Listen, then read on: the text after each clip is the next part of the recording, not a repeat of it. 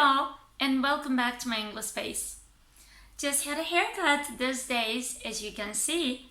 So I've said to myself, this is the perfect time for me to make a video about the verb cut. A very generous verb and also used in so many situations. Before jumping right in, I'd like to thank you so much for stopping by. And if you aren't subscribed yet, make sure you do it right away by hitting the subscribe button down below. And also, don't forget, turn on the notifications bell icon so you never miss a video. Hope you'll enjoy this lesson and learn something from it.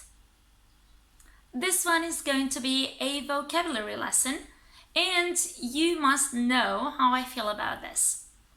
The more that we study words in context, the easier it'll be for us to start recognizing them and also start using them in context ourselves, and of course, in this way, grow our vocabulary.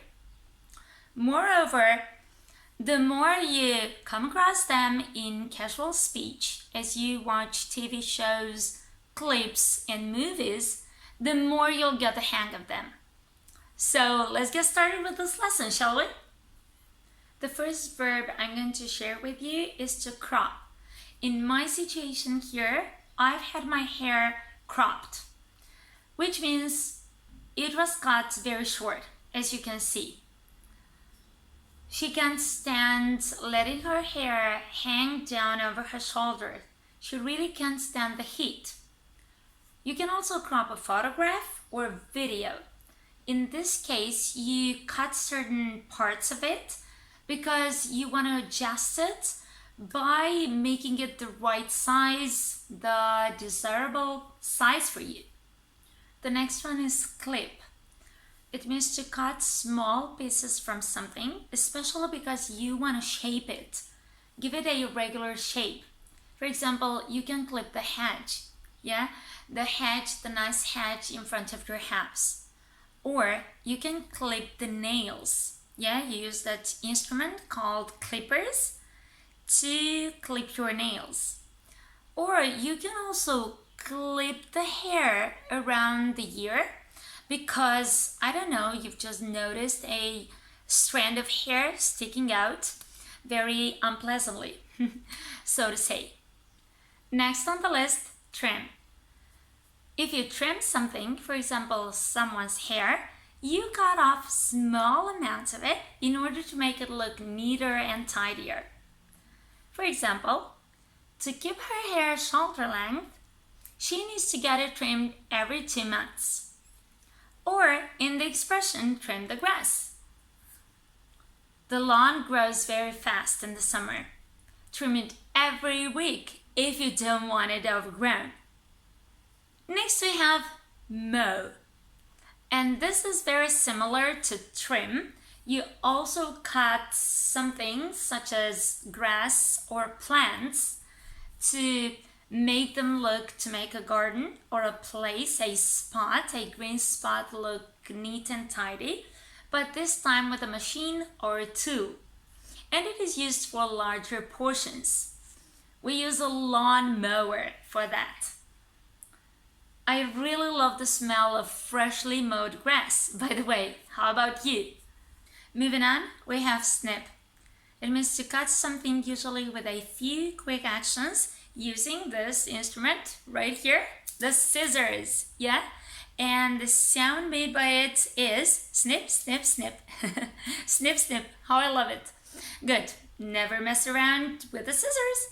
Good. Now, she was looking in the mirror when she's noticed the split ends of her hair. She grabbed the scissors and quickly snipped them off. Good. Metaphorically speaking, you can talk about a person as coming off as snippy when she's acting in a slightly rude and impolite way. For example, you're at the pharmacy asking about the price of a medicine when the pharmacist just answers you in a snippy voice. You suddenly don't understand why. Yeah? Why is she answering like that since you've asked her politely? You must have felt rushed, I know it, but there was another customer in front of you she was already tending to, hence the snippy voice, the snippy attitude. She was just acting like a pair of scissors. Snippy. Snip, snip. That was her answer, yeah? Pretty reasonable and understandable. Good. Everything is now done in a rush, so a little patience here, please. Our last verb is to prune.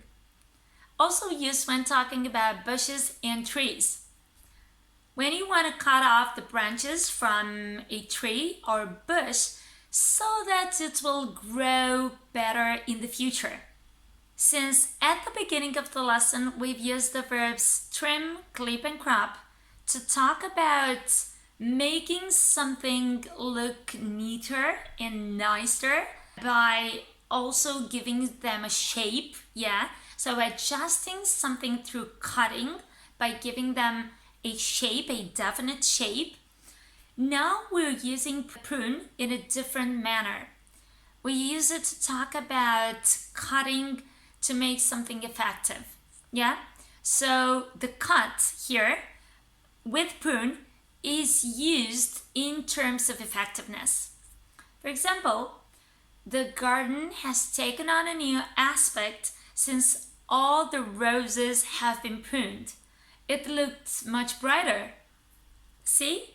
So they've taken on a new shape and hence they will grow better in the future. Prune is also used metaphorically to talk about unwanted parts that you'll have to remove from something. For example, your composition is so creative, but it will need a little pruning. So I think you should have kept it a little shorter and simpler, yeah?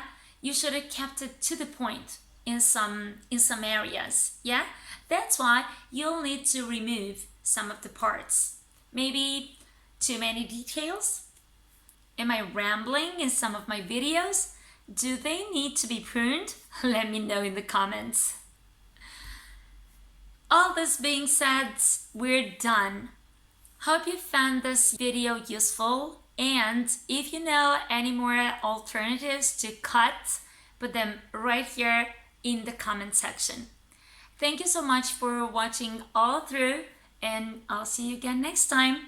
Bye for now.